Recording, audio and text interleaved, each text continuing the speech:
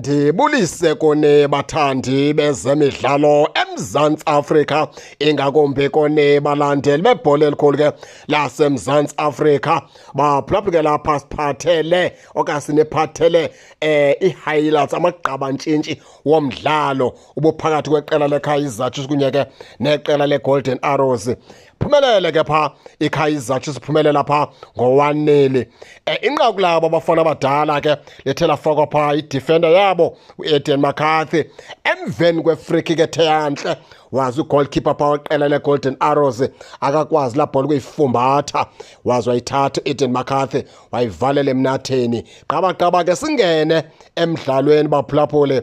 iKaizer Chiefs umdlalo akangube mhle ngale ndlela bufuneka ngayo umdlalo wabo. Into ebalulekileyo ke ngu-3 points, kodwa umdlalo wabo kange utakise entlantsi.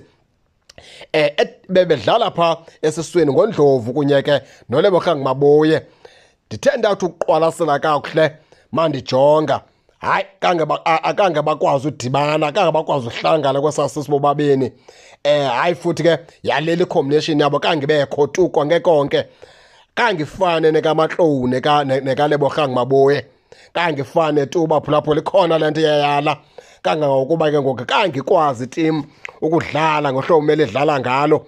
Ndanala nkolo ithi bekudingeka i-playmaker ke ngoku, laa mntu kuthiwa yi-ball player, laa mntu kuthiwa uzokwazi into yokubana ke ngoku adishe ibhola, ayidishele abantu bonke ngaphakathi ebaleni, ayenze into yokubana ke nezi-strikers zikwazi ufumana ibhola eyoneleyo. Flavio Silva bakwazi ufumana ibhola eyoneleyo abafana abadala.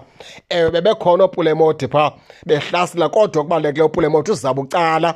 Bekudingeka indoda ke zozapha behind izi-strikers, indoda ezawudisha ezabhola iqhusheke, ezapasi ezincinci iziqhusheke, uvule eza gap zikwazi izi-strikers eKaizer Chiefs ke ukuthatha ngokugqibezela zifake ibhola emnatheni. Kona ke akubalulekile into kuba iKaizer Chiefs ke ilele no-3 points. Singafane ke sikhombe phaa naphaa, kodwa into ebebeyifuna abafana abadala ngu-3 points, and u-3 points nguyena ke ubalulekileyo. Sithi huntshuke bafana beKaizer Chiefs, sibamba kazozibini ngokubana ke nilale no-3 points phaa izolo. La 3 points uzokwenza umohluko omkhulu bafana abadala. Yeke into yokubana ke xa singena banzi egamini uyiqala phaa kwii-defenders zeqela leKaizer Chiefs ke andazi ke noba ke abaqeqeshi beKaizer Chiefs kunento bebeyiqaphele into yoba mhlawumbi bayibonile into yokubana ke mabangamqalisi uMarco phaa kwi-left back baqalise i-centre back.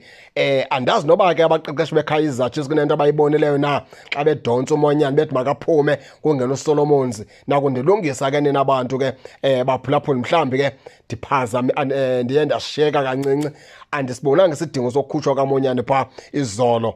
Kona ke baphulaphula ke xa siyiququmbela le nto iKaizer Chiefs ke ilele no-3 points. Yiyona nto ke leyo ke ibifuneka into yokubana amakhosi afumane u-3 points baphulaphula. Funeka nijonge ke eli nqaku leKaizer Chiefs ke nizibukelele, niliphindaphinda ukubana ingaba na le nto kaManqoba Mngqithi njengebekhala esithi offside la goal, nina nibona njani? Kodwa ngokolethu ulwazi siye sithi ke thina ibhola xa ithe yatasha ugoalkeeper ayiphuncula yabe neplay besiza ngerun ibaleka yafika igqibezela, akusiyo offside leyo ngoba ibhola iphuncule phaa ngugoalkeeper ke weqela leGolden Arrows. Ingasi noManqoba Mngqithi aphinda ahlale phantsi ayiqwalasele kakuhle laa bhola, uyawuthi xa ijongile ayibone into yokubana ke noko ayo offside, laa bhola iphuncule phaa ngunozinti. Baphulaphuli ke ningake ningene nanitsho into yokubana ke niva njani, nize ke ngakhohlwa usubscribe kule channel ukuze ningaphoswa zezemidlalo